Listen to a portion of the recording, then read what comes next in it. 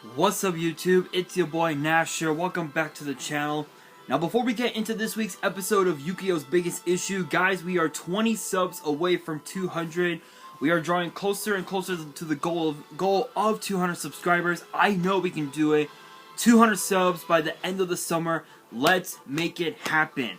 Because the moment we get to 200 subs, I'm opening up this Korean strike of Neos booster box in its entirety on the channel, on the hopes to potentially pull this guy, Elemental Hero Air Neos, the so-called forbidden Yu-Gi-Oh card. Is it really forbidden? I'll let you guys be the judge of that. If this channel gets to 500 subs, I will open up this Korean LOB booster box in its entirety on the channel that I got from my partners at Collector Store. Be sure to check them out. Link and address will be in the description below. By checking them out, not only does it support them, it also supports the channel, and I would greatly appreciate it. On the hopes to potentially pull a Blue Eyes White Dragon, a Dark Magician, a Red Eyes Black Dragon, a piece of Exodia, Monster Reborn, Pot of Greed, the possibilities are out there. However, if this channel gets to 1,000 subs, I will open up this first edition Toon Chaos box in its entirety on the channel that I also got from my partners at Collector Store, on the hopes to potentially pull my second ever Collector's Rare. It wouldn't be the first time I pulled a Collector's Rare, because I also pulled this. A Collector's Rare B-Cop from the Underworld. Let me take it out of the sleeve. There we go. It is gorgeous. So if you guys want to see those boxes get opened, maybe you guys want more episodes of WWE's Biggest Issue, maybe you guys want more episodes of Yu-Gi-Oh's Biggest Issue, deck profiles, card discussions, WWE topic videos, or maybe, just maybe, you guys want some premium live event predictions and results. Well, if you guys want all of that and more, my channel is the place to be. So if you guys have not done so already, be sure to subscribe to the channel, turn on the notification bell, smash that thumbs up button, and follow me on all of my social media. My ads will be in the description below, as will the info to my fan mail. It will also be in the description as well. And I want you guys to post in the comments below answering the question of the day, which actually ties into this episode of Yu-Gi-Oh's Biggest Issue, which is this. Should Konami bring back starter decks permanently? Or should the starter decks remain retired? Because for this week's episode, apparently Konami has decided to bring back the starter decks as a, I guess, as a set, I guess. I don't know what's going on here. So we just found out that Konami is bringing back what's called a two-player starter set. Apparently it's supposed to be, I swear, my mom's dog Thor just does not listen when it comes to barking. Anyway, supposedly this is supposed to be like a way for new duelists to learn the ropes and get a feel for the competitive Yu-Gi-Oh meta scene. And apparently it'll be released on October 27th of this year. And this is what YG organization has put on here. So it says, finally an actual starter product for players after how many years? And it contains 88 cards, and the release date is October 27th. God, my eyelashes.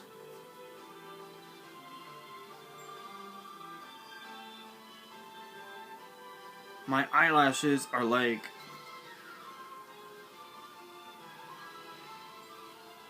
Okay, alright, I think I'm okay. It says, learn to duel with the new Yu-Gi-Oh! TCG 2-player starter set. The new Yu-Gi-Oh! TCG 2-player starter set is the perfect way for any new duelists to learn the ropes with a friend, their family, or all by themselves. Using two different decks to go head-to-head, the starters set's 64-page comic book walks you through a scripted, non-randomized duel to teach Yu-Gi-Oh! TCG basics from the beginning, from your first card draw through summons and battles to the extra decks, Synchro, NXC's monsters. After completing each teaching tool, the decks can be reassembled to go through it again or used as the standard and complete dueling decks to launch your journey to the Yu-Gi-Oh! TCG universe. Each 2-player starter set includes 2 different 44 card decks, 240 main card decks, and 4 extra decks. 4 card extra decks, sorry. A total of 80 commons and 8 ultra rares, plus a 64-page teaching comic book. Okay, this is where I've got a really big issue, because here's the thing. Yes, we know that. Hang on. Shoutouts to Briss for the blood orange iced tea. It's actually pretty good. A bit sweet, but not bad. Anyway, here's my big problem with this starter set. The big problem that I have is that we don't know what cards are going to be in the set. We don't know exactly what cards are. We don't know anything about the set. All we know is that it's going to be released later on this year. The thing that I've got a problem with is the fact that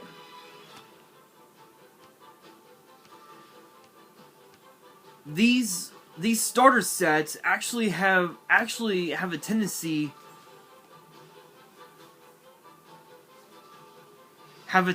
to go really, really, really bad. And I know this from experience because I actually bought, if I remember correctly, I think I bought a couple of starter decks over the years, and I think one of them, I think mine was the Dark Legion structure deck, which is kind of interesting. But over in the UK, they actually did a 2-player starter deck before. This one featured Yuya, Sakaki, and Declan Akaba, and this was only in the UK. And what's interesting is that it's basically it's the UK version of both the Saber Force and Dark Legion structure deck, in which the Dark Legion deck featured Triple D Dragon King Pendragon, which is a bit of a dumb card, Beast of Talwar, Archfiend Soldier, Vice Dragon, Goblin Elite Attack Force, Theban Nightmare, Bright Star Dragon, Exploder Dragon, Grave Squirmer, MST, Axe of Despair, Banner of Courage, Mirror Force, Dust Tornado, Mask of Weakness, Call the Haunted, and then the Saber Force deck feature cards such as Odd Eye Saber Dragon, Alexandrite Dragon, Odd Eyes Dragon, Cyber Dragon, Mirage Dragon, Ancient Dragon, Ducker, Mobile Cannon, Skalangle,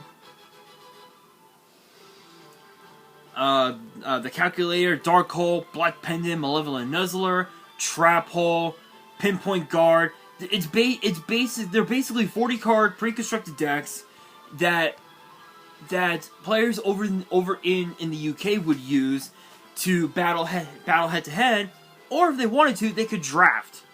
They could do a draft if they wanted to. So for all we know, excuse me. Actually, let me lower the volume. There we go. So for all we know, this upcoming starter set could be the same as this two player starter deck. For all we know, I even also owned I even also got as well the starter deck Kaiba Reloaded, Superstar V for Victory. What else did I ever get? Yeah, Dark Dark Legion. I think Time Space Showdown, if I remember correctly, one time. So I've had a few. But all these different starter decks are just like really are just weird, right? You look at the ones from 2002. Starter deck Yugi and Kaiba. 2003 starter deck Joey and Pegasus. Basically the four OG characters from the DM anime. 2004 starter deck Kaiba and Yugi Evolution. Starter deck 2006. This one I believe was the hero deck, wasn't it? Let me take a look. Gazelle, Warrior Digrapher, Luster Dragon, Dark Blade. Luster Dragon number 2, Luster Dragon, Warrior of Zera. So this was basically the hero starter deck, because it had Atheon, Burstentrix, Clayman, and Sparkman, and then it had just a bunch of like other like reprints, like Karibo and Spirit Caller and whatnot. Trojan Horse, which is kind of crazy because I think you can use it on. I think you can use it on something. Yeah. Blade Edge. You can actually use Trojan Horse to summon Blade Edge, which is kind of crazy. Which is a bit of a nice little like old school tech, if you will. And then 2007 you had the Jaden and Cyrus starter decks. You had not one but two 5Ds starter decks. One from 08 and one from 09. The one from 08 had cards such as Toon Warrior, which I don't think I've ever seen that card. Oh, it's the vanilla. Oh, it's a vanilla. Okay, I thought it had an effect or something. But it basically just helps you learn the ways of synchro summoning, which is pretty cool. Which is actually kind of cool. So yeah, so those are just some of the starter decks that were released over the years. This one, we don't know what's in it.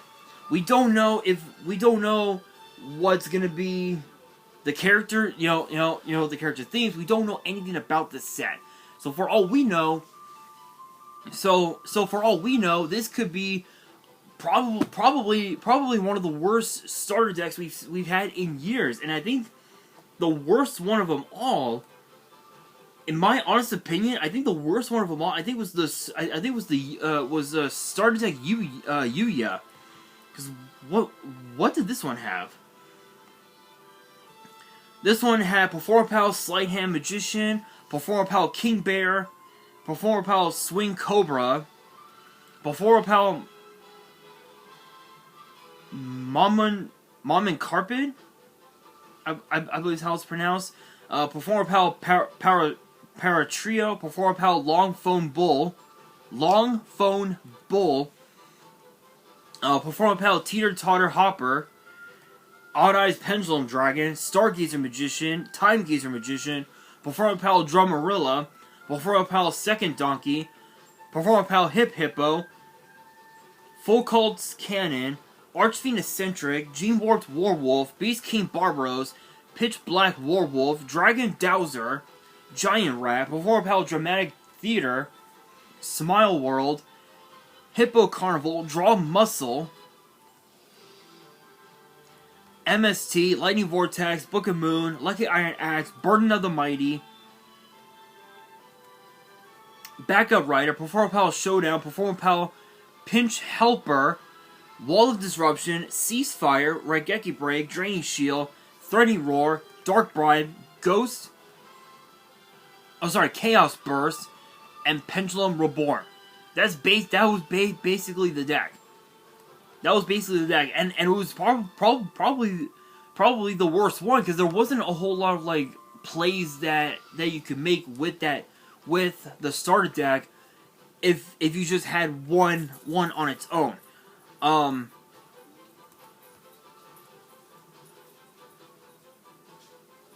So the way I see it, the way I see it, this starter deck, I don't think it's worth getting. I don't think it's worth getting because, for one, again, we don't know all of what's in here.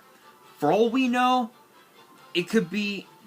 For all we know, the decks could be a mishmash of random cards that don't even belong in a starter deck. Maybe that might be the case. Maybe it might be good, and they put in reprints that we just desperately need. Then again, I am exaggerating on that. So I don't think it's possible. But I will say this. I will say this. This set, obviously, yes, it is a great great product for both new players and for returning players to get into after so long. But the way I see it, if they don't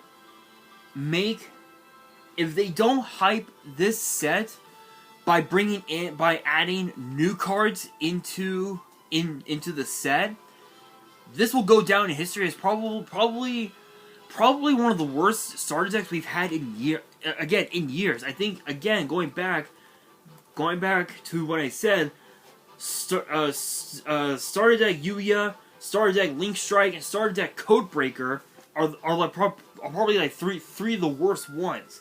Some of the best ones, actually, are probably the old school ones. You know, starter deck Yugi, starter deck Kaiba, Pegasus, Joey, Jaden, Cyrus. In fact, I think Jaden's was all heroes, wasn't it?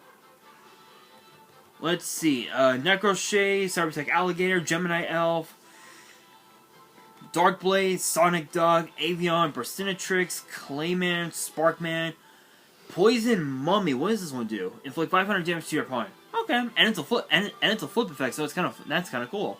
Mask of Darkness, Exile Force, Little Wingard, Matasa the Zapper, Ninja Grandmaster Sasuke, Chiron the Mage, Shadow Slayer. What does this one do? If all monsters your opponent controls are in defense mode, this card can attack your opponent directly. Oh, that's actually kind of cool. Bubbleman, Blade Edge, Wildheart, Cybernetic Cyclopean,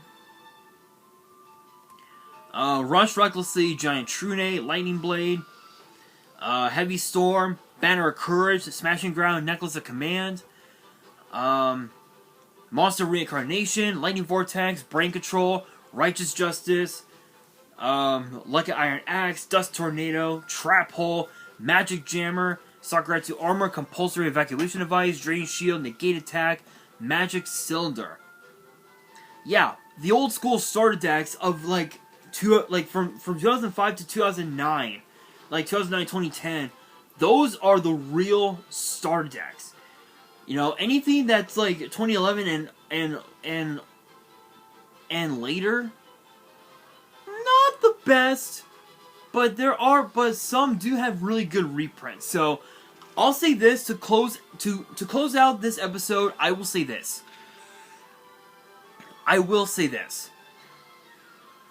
In spite of the fact that this upcoming 2-player starter set will be released in October, there has to be new cards printed. If there are no new cards printed, and this is just like a really dumb, like just some random starter set that will have just a mishmash of monsters that don't mix well, this will go down in history. Again, this will go down in history as the worst starter set of all time, and and no one is going to want to buy them. I don't know how I'm gonna title this video, but I'm sure you guys will find out once. But you guys will find out once this gets uploaded. But yeah. All I gotta say is Konami better